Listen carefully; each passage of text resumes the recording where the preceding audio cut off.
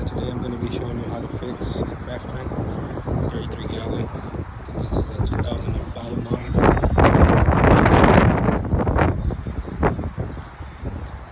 I've had this model for over 15 years. It's been very good until now. It's been breaking my, tripping my breakers.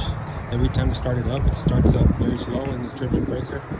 So all you have to do is going to have 3 torque screws on T20. You're going to need something.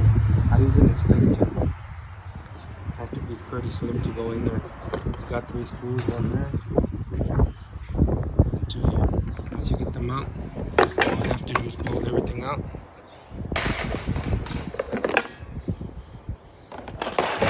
And this is going to be your problem right here. These tend to break right when you screw them.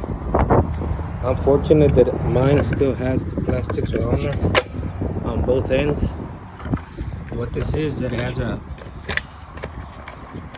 try to open this. It's got a little switch here.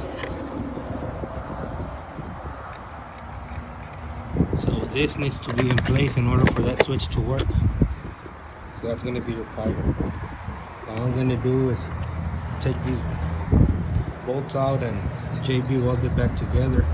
If you don't have these pieces here, which sometimes they break out through the years, all you have to do is pull them out of the way, put them back on together, and that'll fix your problem.